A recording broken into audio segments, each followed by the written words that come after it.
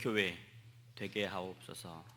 사랑이 넘치는 교회, 하나님을 더 사랑하는 교회, 이웃을 섬기는 교회, 그런 교회, 그런 성도 될 수 있기를 축원합니다. 우리 임마누엘 찬양대 감사하고 또한 우리 위드 현악단도 감사합니다. 하나님께 영광의 박수 올려드리겠습니다.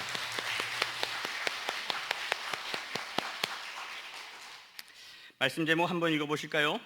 반석 위에 세운 교회. 여러분, 교회가 무엇 위에 세워져야 한다고요? 반석 위에 세워져야 한다. 오늘은 우리 교회가 1908년 창립된 이래 118주년을 맞이하는 뜻깊은 주일입니다. 한 세기가 훌쩍 넘는 오랜 세월 동안에 많은 것들이 변화되어 왔었죠.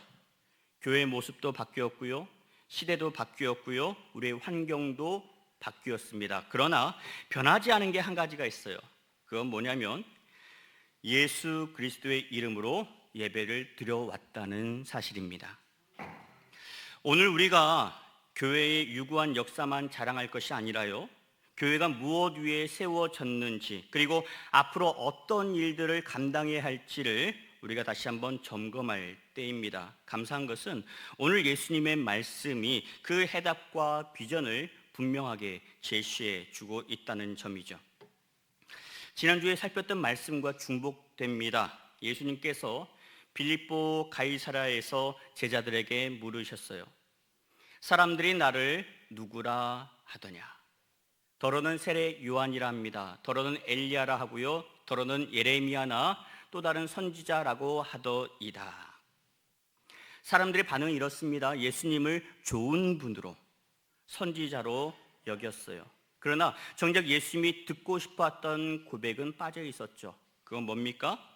구원자라고 하는 고백이 빠져 있어요. 여러분, 이것이 바로 세상이 예수님을 바라보는 모습입니다. 시각이에요. 예수님을 존경합니다. 그러나 경배하지는 않습니다. 예수님께서 하신 일을 보고 놀라워합니다. 그러나 예수님을 내 삶의 주인으로 모시지는 않습니다. 그래서 예수님께서 질문을 받고 물으시죠. 그러면 너희는 나를 누구라 하느냐? 예수님께서 이렇게 물으신 이유가 있습니다. 구원은요, 예수님을 구주로 고백하는 믿음을 따라서 주어지기 때문에 그렇습니다. 그리고 각자의 믿음의 고백에 따라서 구원이 임하기 때문에 그렇습니다. 내 아내가 열심히 신앙생활 하니까 나도 덩달아서 구원받겠지, 천만의 말씀이라는 거죠. 구원은 내 입술로 고백할 때 구원의 은혜가 임하게 되는 겁니다. 또 하나, 믿음은요, 복음을 듣는 데서 시작하고 믿음으로 고백함으로 완성이 됩니다. 교회가 이 고백 가운데 시작이 되었고 오늘 우리도 이 고백 가운데 살아가야 한다는 것을 보여주고 있죠. 베드로의 고백이 정말 정확하게 보여주고 있어요. 주는 그리스도시요 살아계신 하나님의 아들이십니다. 예수님이 바로 우리를 다스리시는 만왕의 왕이시고 우리 죄를 사하실 영원한 제사장 되시고 우리에게 천국 복음을 선포하시는 선지자요 살아계신 하나님의 아들이십니다. 이게 베드로의 고백이었어요. 예수님께서 베드로의 고백을 들으시고 기뻐하시며 말씀하시죠. 바요나 시몬아, 네가 복이 있도다. 세상 사람들은 돈 많이 버는 것을 복으로 여깁니다. 성공하는 것, 출세하는 것을 복으로 인정합니다. 그러나 예수님은 말씀하세요. 내가 복이라고 말씀합니다. 하나님이 복의 근원 되세요. 예수님이 복이고요, 말씀이 복인 줄로 믿으시기를 바랍니다. 그래서 우리가 예수 안에 거할 때, 말씀 안에 거할 때 참된 기쁨과 감사와 행복함이 있는 이유가 여기 있는 거예요. 그 복을 우리가 소유했으니까, 그 복 가운데 살기 때문에 기뻐할 수 있는 것이죠. 우리가 하나님의 말씀을 붙잡을 때에 진짜 힘을 얻게 되고요, 우리가 기도할 때 상황과 조건에 관계없이 감사할 수 있게 되는 겁니다. 이를 알게 한 이는 혈육이 아니라 하늘에 계신 내 아버지시라고 말씀하고 있어요. 사랑하는 여러분, 오늘 우리가 예배 자리에 나오게 된 것도 여러분만의 의지 덕분은 아니라는 걸 아시길 바랍니다. 하나님께서 축제의 자리를 예비하시고 구원의 은혜를 예비하시고 우리를 이곳에 이끌어 주셨기 때문에 우리가 이곳에 와서 예배할 수 있는 거예요.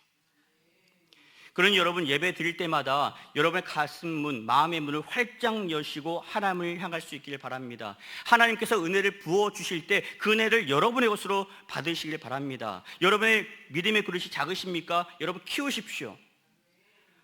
이만한 그런 사이즈면 이것밖에 받을 수 없는 거예요. 그러나 우리 믿음의 그릇이 이만큼 커지면 더 많은 은혜를 받을 수 있는 것이죠.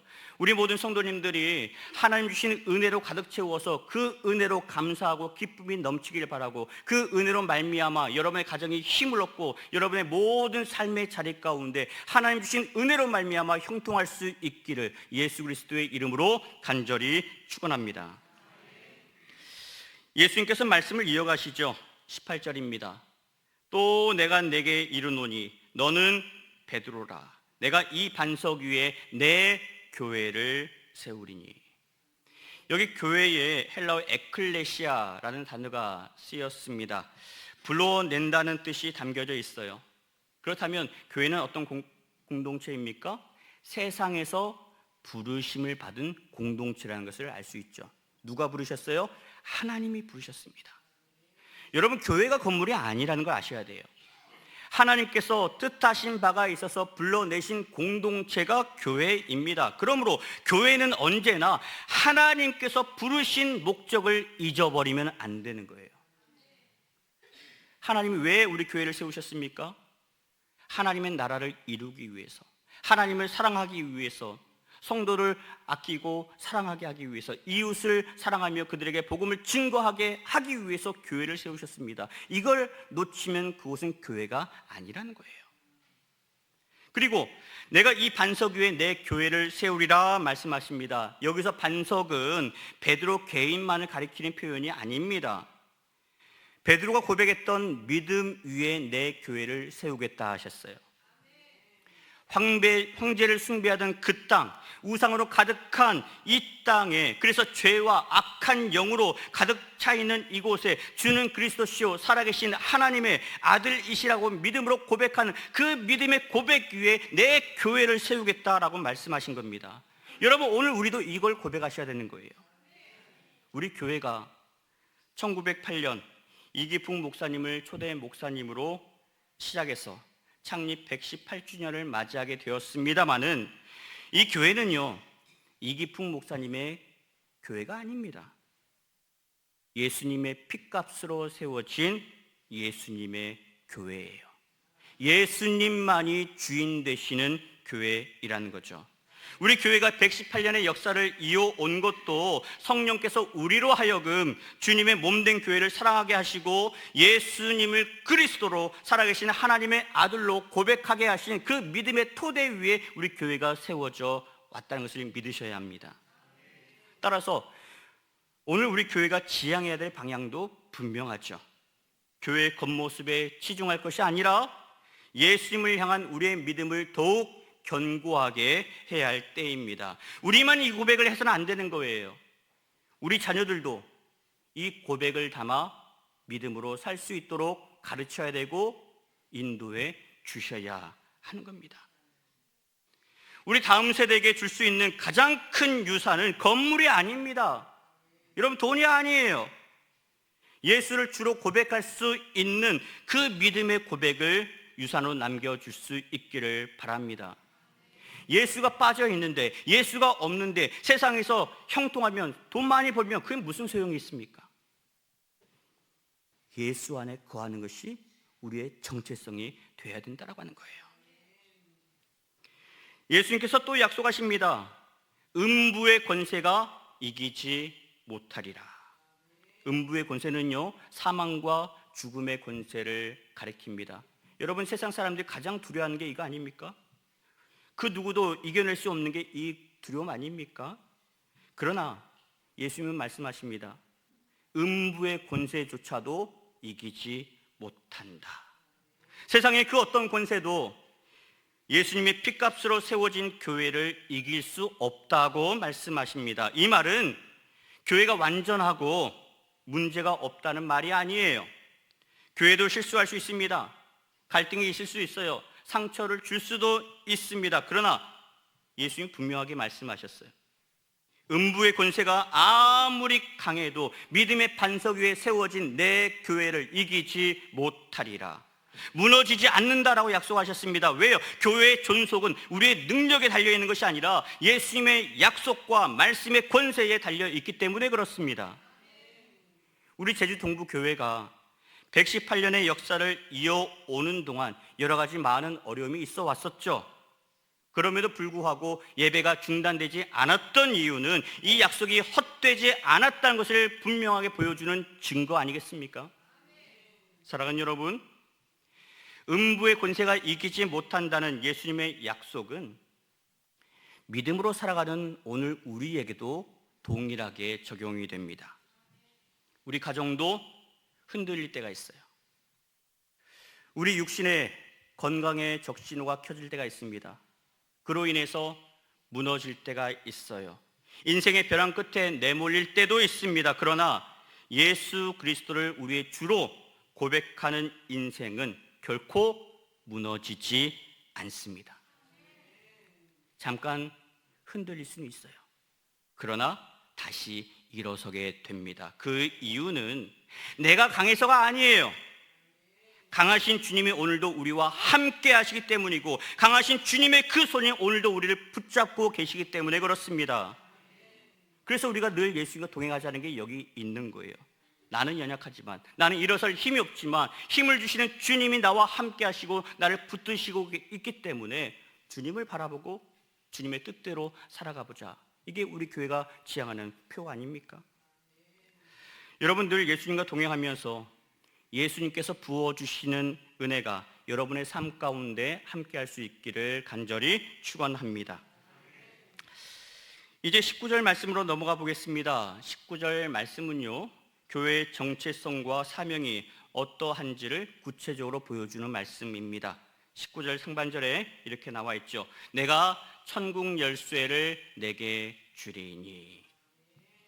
열쇠의 헬라어 클레이스라는 단어가 쓰였습니다. 이것은 열고 닫는 기능을 하는 것을 가리키는 표현인데, 이것은 단순히 물리적인 열쇠만을 말하는 표현은 아닙니다. 하나님의 나라에 접근할 수 있는 권한과 그리고 말씀을 선포할 수 있는 권위, 더 나아가 공동체를 관리하는 영적인 책임까지 이 열쇠라는 표현 안에 담겨져 있습니다. 다시 말하면 예수님께서 교회를 세우셨고 사명도 주셨고 그 사명을 감당할 수 있는 힘과 지혜와 용기까지 우리에게 맡겨주셨다는 것을 의미합니다. 이것은 뭐냐면 내 힘으로 교회를 관리하는 게 아니라는 거예요.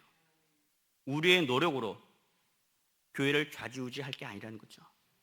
하나님의 말씀으로, 예수님이 주신 은혜로, 성령의 권세로 교회를 다스리고 교회를 세워가야 한다는 것을 알 수 있는 말씀입니다. 그러면 우리에게 주신 이 천국 열쇠가 가리키는 것이 구체적으로 무엇일까? 세 가지로 이해해 볼 수 있겠습니다. 첫째로, 예수님이 천국 열쇠입니다. 요한복음 14장 6절 말씀입니다. 예수께서 이르시되 내가 곧 길이요 진리요 생명이니 나로 말미암지 않고는 아버지께로 올 자가 없느니라 말씀하셨습니다. 예수님을 통해서만 우리는 천국을 갈 수가 있어요. 예수님을 통해서만 우리는 생명을 얻을 수 있습니다. 예수님을 통해서만 하나님께로 나아올 수 있습니다. 그래서 예수님이 천국 열쇠입니다. 두 번째로, 하나님의 말씀이 천국 열쇠입니다. 베드로전서 1장 23절 말씀입니다. 너희가 거듭난 것은 썩어질 씨로 된 것이 아니요 썩지 아니할 씨로 된 것이니 살아있고 항상 있는 하나님의 말씀으로 되었느니라. 아멘. 로마서 1장 16절 말씀입니다. 복음은 모든 믿는 자에게 구원을 주시는 하나님의 능력이 됨이라. 아멘. 우리를 거듭나게 하는 씨가 말씀이라고 했어요. 이 말씀이 복음의 핵심입니다. 그 복음이 곧 하나님의 능력이에요. 따라서 말씀을 붙잡고 말씀대로 사는 자가 제대로 된 예수님의 사람이고 예수 믿는 사람입니다. 그리고 그 예수님을 믿는 자에게 구원의 은혜가 임하는 거죠. 그래서 하나님의 말씀이 천국 열쇠입니다. 셋째로 천국 열쇠는요, 무엇으로 돌릴 수 있는가? 기도로 돌릴 수 있습니다. 우리가 문을 열 때 키만 있다고 해서 문을 열 수 있는 게 아니에요. 열쇠 구멍에 키를 꼽고 그리고 돌려야 되죠. 이 돌리는 힘이 기도에 있습니다. 요한복음 14장 13절 14절 말씀입니다. 너희가 내 이름으로 무엇을 구하든지 내가 행하리니 이는 아버지로 하여금 아들로 말미암아 영광을 받으시게 하려 함이라. 내 이름으로 무엇이든지 내게 구하면 내가 행하리라. 내 이름으로 기도한다는 의미는 한낱 주문처럼 예수님의 이름만 되풀이하면 된다는 그런 의미가 아닙니다. 예수님의 인격과 예수님의 권세를 인정하고 예수님께서 이루실 그 일을 믿음으로 고백하고 기대하며 따라가는 것을 의미하는 거예요. 요한복음 16장 23절 24절에 이렇게 말씀합니다. 너희가 무엇이든지 아버지께 구하는 것을 내 이름으로 주시리라. 누구 이름으로요? 예수 그리스도의 이름으로 구하라. 그리하면 받으리니 너희 기쁨이 충만하리라. 우리 주님은요, 우리가 기뻐하기를 원하세요. 여러분, 무엇으로 기뻐할 수 있습니까? 세상의 것으로 기뻐하시겠어요? 아니에요. 아버지께 구하라. 그리하면 아버지께서 내 이름으로 주실 것이다. 구하는 자마다 주실 것이다 말씀합니다. 예수님께서 주시는 것으로 기뻐하실 수 있길 바랍니다. 말씀으로 기뻐하시길 바라고 기도의 응답으로 기뻐하시길 바라고 성령의 충만으로 기뻐할 수 있는 저와 여러분 될 수 있기를 축원합니다. 다음 말씀 보실까요? 19절 하반절입니다. 내가 땅에서 무엇이든지 매면 하늘에서도 매일 것이요 내가 땅에서 무엇이든지 풀면 하늘에서도 풀리리라. 아멘. 여러분, 누구에게 이 천국 열쇠를 맡기셨다고요? 베드로에게. 우선은 베드로입니다. 베드로에게 맡기셨어요. 그러면 누구에게 잘 보여야 되겠어요? 베드로에게 잘 보이면 되겠습니까? 베드로에게 천국 열쇠가 있으니까, 또는 천국 열쇠를 쥐고 있으면 그 쥐고 있는 사람에게 잘 보이라는 그런 말씀입니까?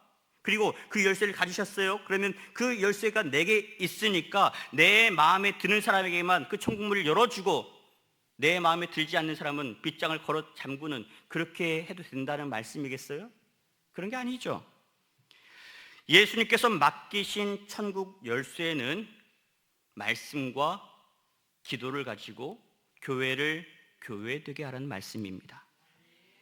우리가 살아가는 이 땅에 삶의 자리 가운데 하나님의 뜻을 펼쳐 보이라고 천국 열쇠를 주신 거예요. 하나님의 나라를 드러내라는 거죠. 여러분, 이 권세는요, 교회가 마음대로 정하는 권세가 아닙니다. 말씀과 성령 안에서 하나님의 뜻을 따를 때 확증되는 권세입니다. 그러면 이 권세 가지고 이 천국 열쇠를 교회에게 맡겨주셨는데, 우리 교회가 오늘 말씀에 근거하여서 그러면 어떤 일에 있어서 메고 풀어야 할까요?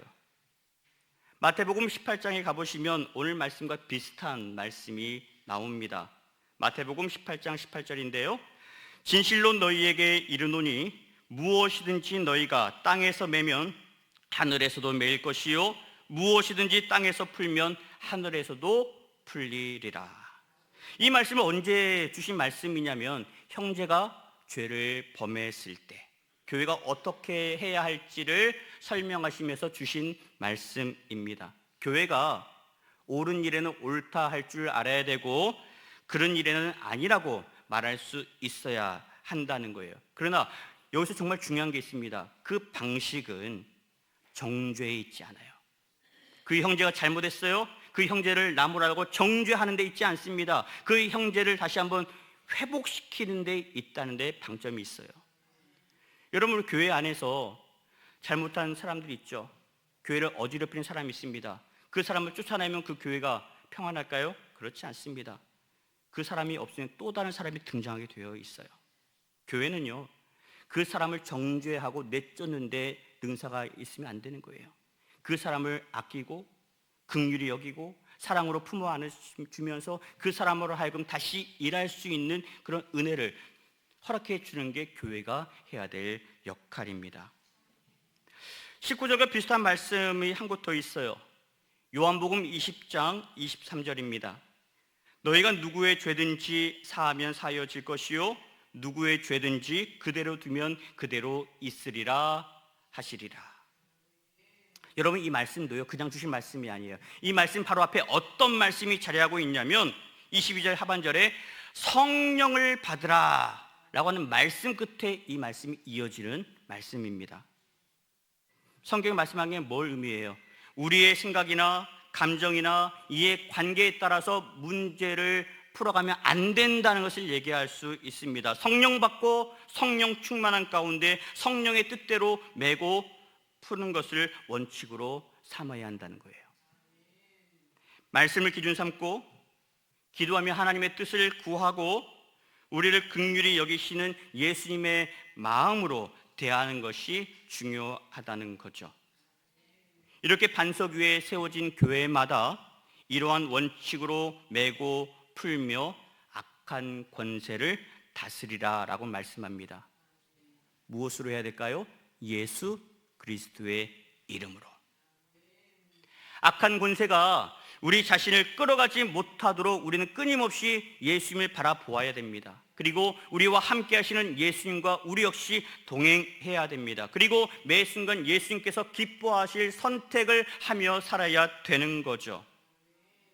그럼에도 불구하고 마귀는 끊임없이 예수 믿는 우리를 흔들고 유혹합니다. 그러면서 예수님이 아닌 마귀에게 속하게 하는 거죠. 성경이 이걸 잘 보여주고 있어요. 요한일서 3장 8절 말씀입니다.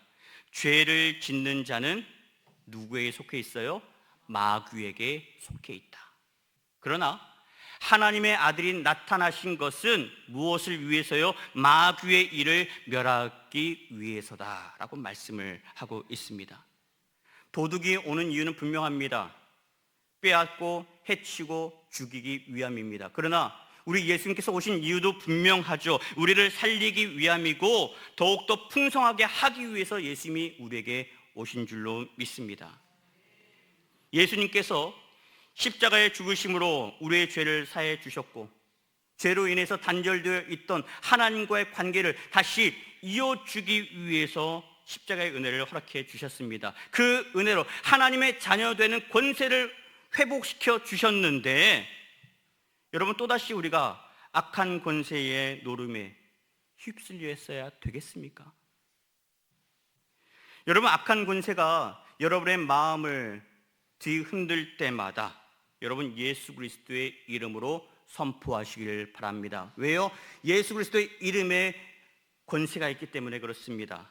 여러분 함께 고백해 보시겠습니까? 예수 그리스도의 이름으로 명하노니 악한 권세는 떠나갈지어다. 아멘. 여러분, 유혹의 자리에 설 때마다 선포하십시오. 내 힘으로 여러분 못합니다. 여러분의 의지로 감당 못합니다. 오직 예수 그리스도의 이름으로 의지하여서 악한 권세에 대적하시길 바라고 여러 가지 유혹 앞에 예수의 이름으로 맞서 싸워 승리하시고 은혜 가운데 거할 수 있는 저와 여러분 될 수 있기를 간절히 축원합니다. 사랑하는 여러분, 예수님은 오늘 창립 118주년을 맞이하는 우리 교회에도 반석 위에 세워졌다고 말씀을 하셨어요. 예수님께서 말씀하신 반석은 건물이 아닙니다. 전통도 아니고요, 사람도 아닙니다. 너희는 나를 누구라 하느냐라는 질문에 대한 베드로의 고백처럼 주는 그리스도시요 살아계신 하나님의 아들이십니다.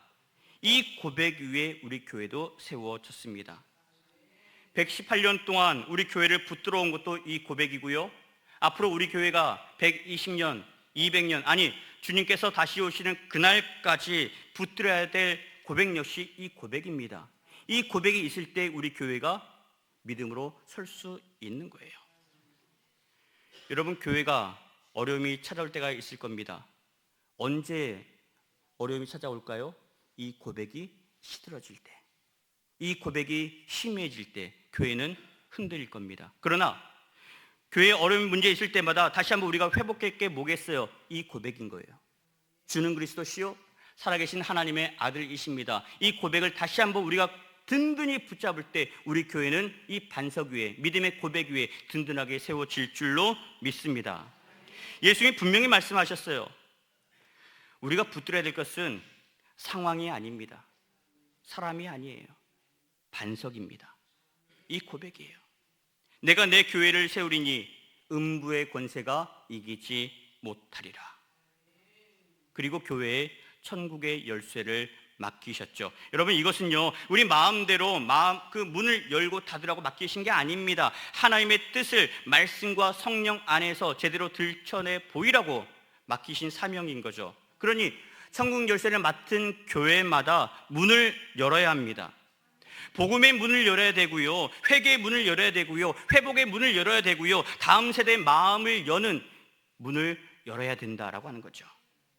그리고 악한 권세가 우리 마음을 흔들 때마다 예수 그리스도의 이름으로 선포하며 말씀으로 판단하고 기도로 마음을 지키면서 악한 권세를 물리칠 수 있기를 바랍니다. 이를 위해서 우리가 결단해야 될 게 있어요. 뭐냐면 나는 정말 예수님을 나의 구주로 고백하고 있는지를 점검하셔야 됩니다. 나는 정말 예수님의 이름으로 살고 있는지를 점검하셔야 돼요. 나는 정말 악한 권세의 유혹 앞에서 예수 그리스도의 이름을 선포하고 있는지 점검하셔야 합니다. 이 고백이 흐려지면 우리가 감당할 사명 역시 흔들릴 수밖에 없습니다. 그러나 이 고백이 분명하다면 우리의 사명은 더욱더 힘있게 뻗어나게 될 줄로 믿습니다. 1908년 제주 동부교회가 예수 그리스도를 믿는 믿음의 고백 위에 세워졌고, 주님께서 그 고백 가운데 우리와 함께 하셨던 것처럼 앞으로도 믿음으로 이 고백을 지켜가기로 다짐하는 우리 가운데 하나님의 거룩한 은혜와 사랑이 함께 할 줄로 믿습니다. 지난 118년의 감사가 또 다른 100년을 그리는 비전이 될 수 있도록 십자가의 은혜로 천국문을 활짝 열어가는 복된 교회, 복된 성도 될 수 있기를 우리 구주 예수 그리스도의 이름으로 간절히 축원합니다. 오늘 우리